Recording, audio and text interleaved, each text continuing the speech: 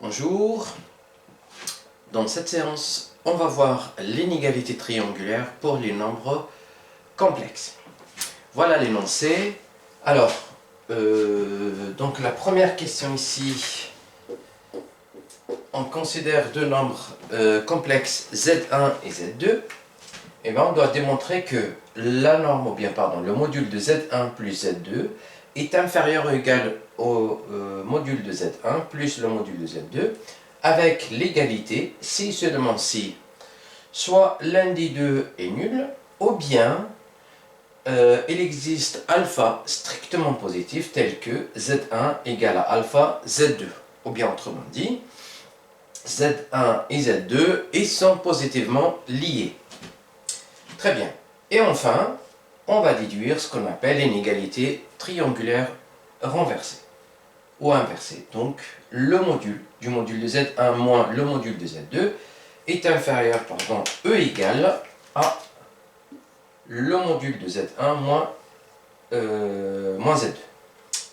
Très bien. Donc, on va commencer par la première question. Alors, la première question ici, on veut démontrer que quel que soit Z1, Z2 appartenant à C carré, le module ici de celui-là, de Z1 plus Z2, est inférieur ou égal au module de Z1 plus le module de Z2. Très bien. Alors, premièrement, donc, cette quantité-là, le module, on avait dit que c'est une distance, donc c'est toujours positif. Là aussi, ce sont deux nombres positifs. Et la fonction x carré, la fonction carré, elle est croissante sur les nombres positifs. Ça veut dire, lorsque je passe au carré ici, ça va rester plus petit ou égal le carré de celui-là. Donc, on va procéder par équivalence. Alors, Z1 plus Z2 est inférieur à Z1 plus Z2. Ça, c'est équivalent à dire, en passant au carré, puisque on vient de dire que ça, c'est dans R+. Et donc là, équivalent à Z1 plus Z2 au carré est inférieur le module de Z1 plus le module de Z2, le tout au carré. Donc je vais développer à gauche et à droite et de voir qu'est-ce que ça va donner. Donc déjà par définition du module de Z1 plus Z2, tout simplement ici, ça fait, alors c'est Z1 plus Z2 facteur de Z1 plus Z2 bar. C'est la définition, bien sûr, du module au carré. Très bien. Et là, c'est une identité remarquable qui va faire Z1 au carré plus 2 modules de Z1 module de Z2 plus le module de Z2 au carré. Donc c'est une identité remarquable d'ordre 2. Et là, je vais développer ici. Donc c'est équivalent à dire, alors là, donc il y a une équivalence ici, puisque tous les nombres, on avait dit que ils sont positifs. Alors je vais développer ici pour avoir, alors je peux bien séparer ici. Donc je sais que le conjugué de la somme, c'est la somme des conjugués. Et bien donc ça va faire ça fois ça, donc ça va faire Z1 au carré, parce que Z1 fois Z1 bar, ça fait le module de Z1 au carré. Ensuite, donc je vais avoir Z1, Z2 bar. Ensuite, Z2 fois Z1 bar. Et puis après, encore une fois, c'est comme Z1, Z2 fois Z2 bar au carré. Ça fait Z2, le module de Z2 au carré. Et bien sûr, donc, la deuxième partie là, on va rien faire. Plus de Z1, Z2, et puis après, plus Z2 au carré. Et là, comme ces quantités là, elles sont donc là et là, donc je sépare, en fait, je les enlève. Pareil pour Z2 au carré là et là. Et donc, ça, c'est équivalent à dire que Z1, Z2 bar.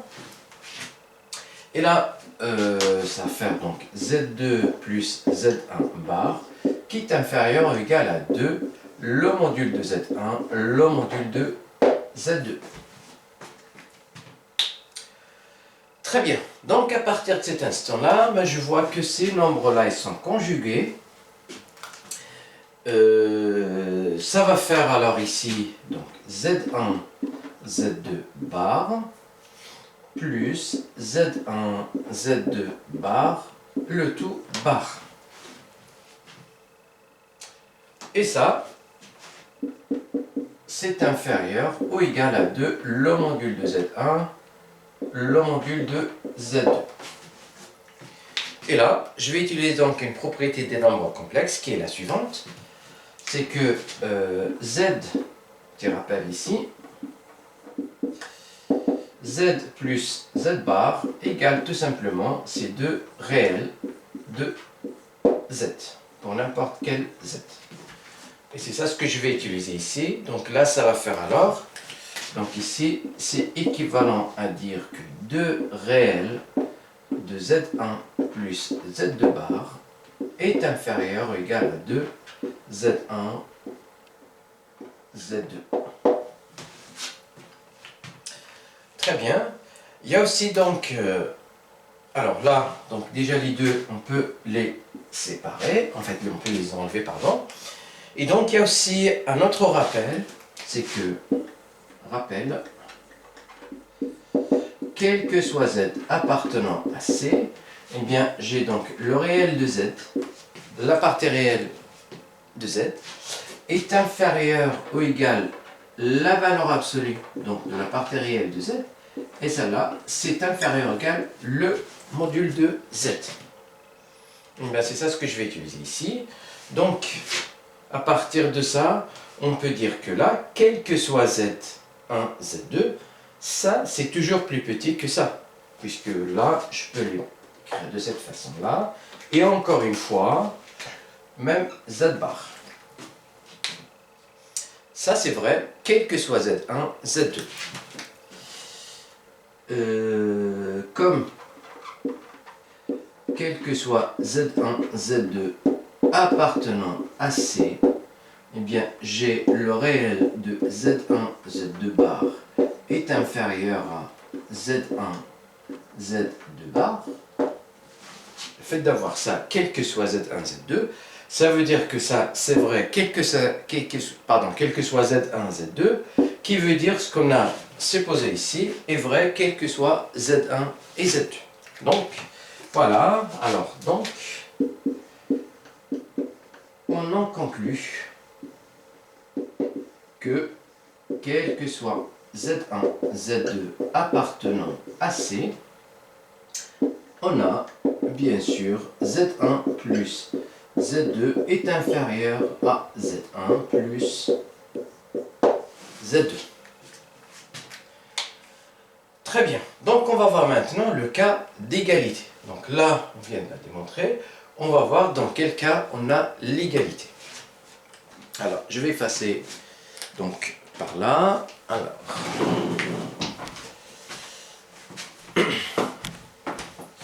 Alors ici donc,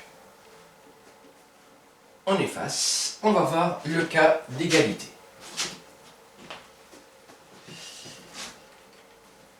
Allez, donc, on a clairement lorsque Z1 égale à Z2, ou bien, pardon, Z1 ou Z2 est nul, l'égalité est vraie. Donc, on va voir ce sens-là.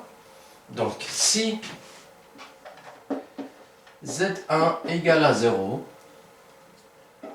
ou Z2 égale à 0, donc lorsqu'on est soit là, eh ben, qu'est-ce qui se passe? Donc je vais faire le travail pour Z1 par exemple.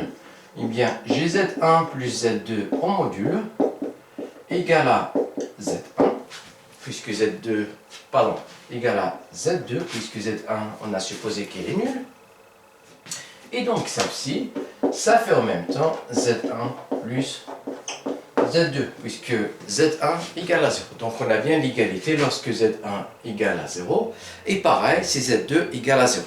Alors on va voir maintenant, s'il existe alpha, alors donc là, pardon, donc ça c'est le sens direct.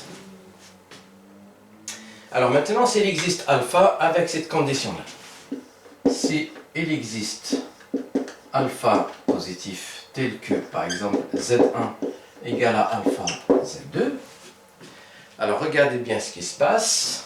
J'ai Z1 plus Z2 égale. Z1 je le remplace par alpha Z2 plus Z1. Eh bien, pardon, Z2. Et je vais mettre donc Z2 en facteur pour avoir alpha plus 1 Z2. Et ça doit sortir en valeur absolue de alpha plus 1 module de Z2. Or, alpha, on a supposé qu'il est positif. Le 1 est positif, la valeur absolue, donc, elle est positive. Donc, de cette façon-là, ça va faire alpha plus 1, Z2. Eh bien, je vais développer à nouveau pour avoir, d'une part, alpha Z2 plus le module de Z2. Comme alpha est positif, donc je peux le faire entrer à l'intérieur, qui va faire donc alpha Z2 plus Z2. Et on a supposé que alpha Z2 égale à Z1. Voilà, ce qui prouve que si Z1 égale à 0 ou Z2 égale à 0 ou il existe alpha strictement positif tel que Z1 égale à alpha Z2, et bien on a bien cette égalité. Même alpha ici, donc supérieur ou égal à 0, ça aurait marché. Très bien, donc on va voir maintenant le sens inverse, c'est-à-dire, si par hasard on a l'égalité, est-ce qu'on a ces conditions-là? Très bien. Allez, le sens inverse.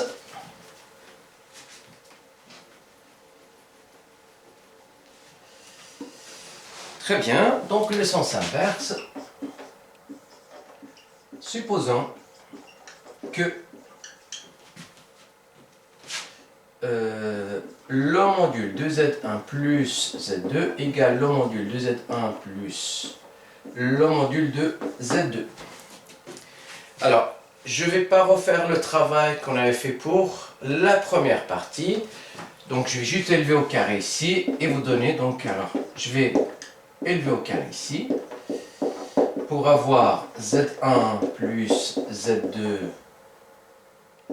au carré, le même travail qu'on avait fait tout à l'heure. Au lieu d'avoir inférieur ou égal, on peut faire le travail avec égalité pour avoir à la fin, eh bien, donc le réel de Z1, Z2 bar égale Z1, Z2 bar en module. Voilà, et donc qu'est-ce que je fais ici? Bon, je vais poser ça égal à grand Z. Et donc, j'ai réel de grand Z égale le module de grand Z. Alors, dans quel cas on a cette condition-là? Déjà, à partir de là, je peux conclure que, puisque le module, c'est une distance, donc déjà le réel, il est là, il est positif. Très bien. Et donc, le module de Z est égal. Alors, le module de Z, non, c'est la racine carrée de réel de Z au carré plus l'imaginaire de Z au carré.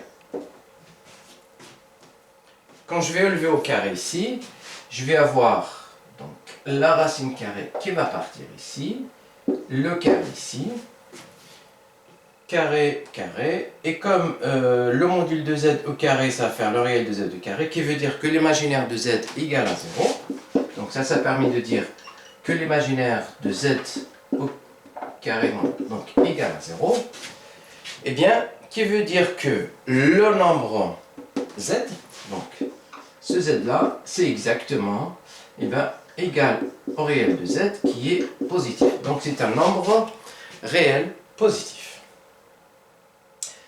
Très bien. Donc, qui veut dire que Z1, Z2 bar, alors, dans ce cas-là, dans quel cas on peut avoir z est égal à réel de z est positif? Alors, il y a deux choses. Donc, soit si z, grand z égale à 0. Lorsque grand z égale à 0, qu'est-ce qui se passe?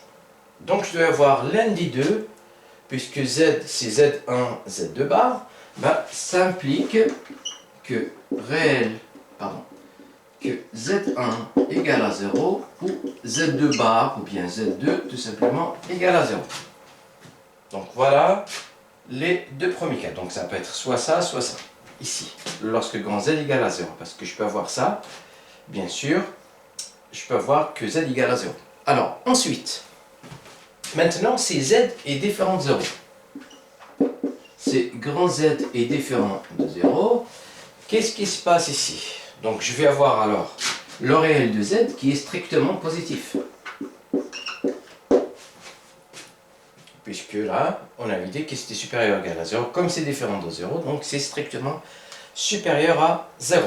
Allez, donc je vais remplacer z par z1, z2 bar est égal le réel de z qui est strictement positif.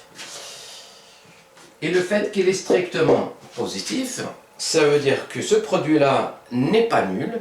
Ça veut dire que ces deux nombres-là, ils ne sont pas nuls. Donc je peux bien diviser ou multiplier, donc en fait diviser par 0, z1 pardon, ou z2 bar. Alors qu'est-ce que je fais ici? À partir de là, je multiplie donc des deux côtés par z2. Alors z1, z2 bar, z2 égale réel de z, z2. Et ça fait donc z1 fois z2 bar au carré égale réel de z, z2. Ça, on avait dit qu'il est différent de 0. Ça permet de dire que z1 égale le réel de z sur z2 bar au carré z2. On avait dit que réel de z était strictement positif. Le module de z2 est strictement positif. Et donc, tout simplement, mon alpha, c'est bien ça, qui est strictement positif. Voilà, donc on a prouvé que z1 égale alpha z2 avec alpha strictement positif. Ici, en l'occurrence, c'est le réel de grand z, pardon. Voilà, sur le module de z2 au carré. Voilà, donc on a démontré l'équivalence lorsque, bien sûr, on a l'égalité. Alors maintenant, il nous reste juste à faire utiliser donc la première pour pour démontrer la deuxième question. On y va. Allez. Deuxième question.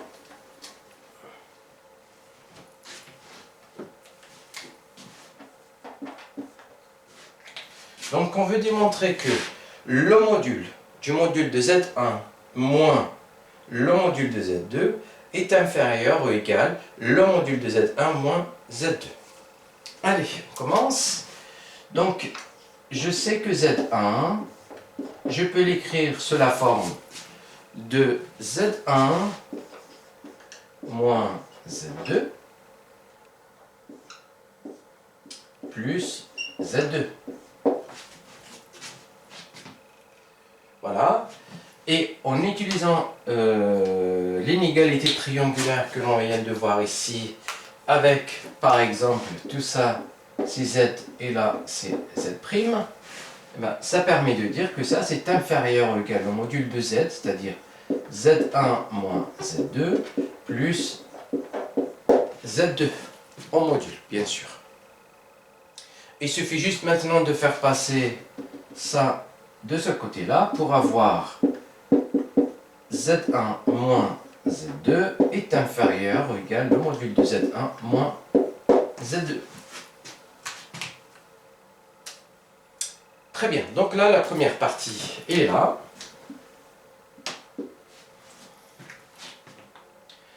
Eh bien, comme Z1 et Z2, les jeux de rôle symétriques, il suffit juste, au lieu de commencer par Z1, Z1, je vais commencer par Z2 pour avoir la chose suivante. Donc de la même façon,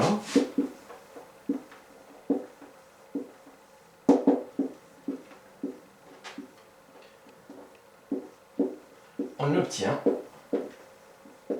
qu'est-ce qu'on obtient? Ben, Z2 moins Z1 est inférieur ou égal à Z2 moins Z1. Or, le module de Z2 moins Z1, c'est la même chose que le module de Z1 moins Z2. Alors, qui veut dire que Z2 moins Z1 est inférieur à Z2 moins Z1 moins Z2.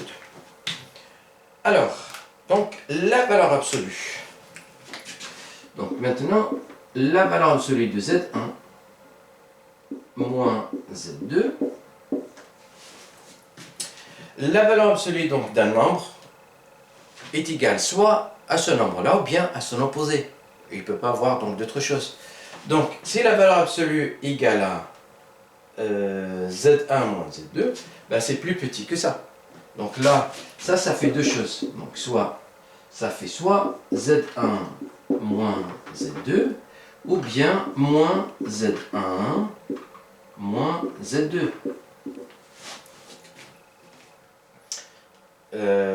C'est la définition de la valeur absolue. Si ça fait ça, ben, d'après la première inégalité, donc ça permet de dire ça c'est inférieur à Z1 moins Z2. Si ça fait ça, ben, je vais utiliser celle-là. Parce que ça, c'est exactement ça. Donc ça aussi, c'est inférieur au module de Z1 moins Z2. C'est-à-dire, dans tous les cas, eh bien, alors maintenant, je peux bien conclure, quel que soit Z1, Z2 appartient à C au carré, eh bien, j'ai la valeur absolue de Z1 moins Z2, ça c'est inférieur au module de Z1 moins Z2. Voilà donc la deuxième question. Alors, bien sûr, donc j'ai une petite remarque ici. Comment on peut voir ça géométriquement? Alors, je vais effacer par là. Alors, j'ai deux remarques pour cette inégalité triangulaire des nombres complexes. Allez, la première remarque, c'est que on sait par exemple, si pour Z1,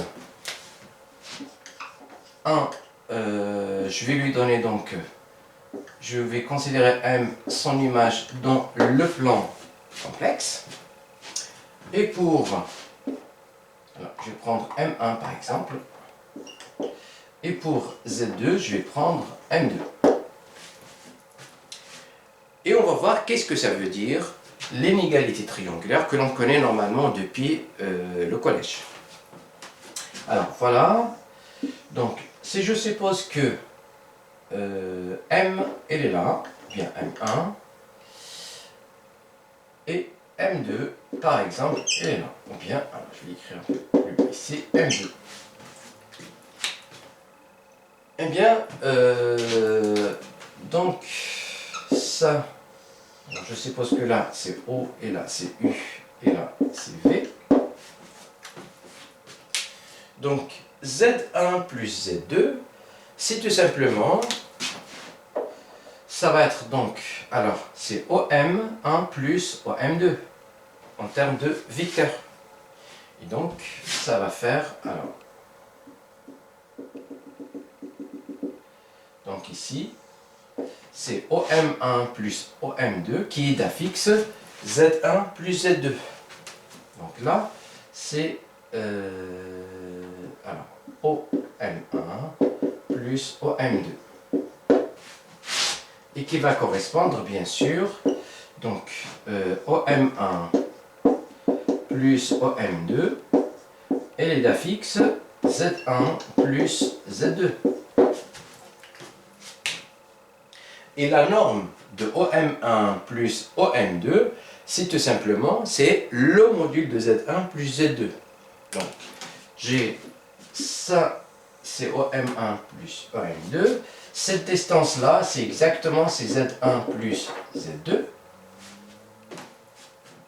cette distance-là, qui est OM2, c'est le module de Z2. Cette distance-là, comme c'est un parallélogramme, c'est la même chose que OM1. Cette distance-là, c'est Z1 bar. Eh bien, on sait que dans un triangle quelconque, toujours la longueur d'un côté est inférieure ou égale à la somme des longueurs des deux autres côtés. Donc, si je prends ce côté-là, qui est de longueur Z1 plus Z2 en module, il est plus petit que le module, donc ici de cette distance-là plus celle-là, ça veut dire le module de Z2 plus le module de Z1. Voilà comment il faut traduire l'inégalité triangulaire pour les nombres complexes. Ça, c'est la première remarque. La deuxième remarque est la suivante. La deuxième remarque, c'est que la relation que l'on vient de voir ici pour deux nombres complexes, Z1 et Z2, on peut l'étaler à n'importe quel entier naturel n, plus grand ou égal à 2. Donc, qui veut dire que quel que soit n, on peut le faire par récurrence, quel que soit n appartient à n et n supérieur ou égal à 2, eh bien, qu'est-ce que j'ai? Si j'ai des nombres complexes Z1, Z2 jusqu'à Zn, eh bien, l'inégalité triangulaire marche aussi pour n nombres complexes. Ça veut dire, ça va faire le module de Z1 plus le module de Z2, etc. plus le module de Zn. Et cette inégalité-là se démontre facilement avec une démonstration par récurrence. Donc là, pour n égale à 2 par exemple, on vient juste de l'avoir ici. Et après, donc on va considérer par exemple n plus 1 nombre complexe. On va l'utiliser pour donc 2, c'est-à-dire Z1 jusqu'à Zn, et ensuite Zn plus 1. Et après, on peut séparer et utiliser l'hypothèse de récurrence pour conclure. Voilà, donc en gros, quel que soit Z1, Z2 appartient à C carré, eh bien j'ai le module de Z1 plus Z2 est inférieur ou égal au module de Z1 plus le module de Z2, avec égalité si et seulement si soit l'un des deux est nul ou bien les deux y sont positivement liés. Et après, on peut conclure ce qu'on appelle l'inégalité triangulaire inversée ou renversée. Celle-là. Et enfin, on peut bien généraliser donc l'inégalité triangulaire à n nombres complexes avec n supérieur ou égal à 2. Voilà, donc on arrive à la fin de cet exercice. Si vous avez des questions, si vous avez des points sur lesquels je suis passé un peu plus vite, vous pouvez m'en faire part et je vous répondrai volontairement. Merci et à très bientôt.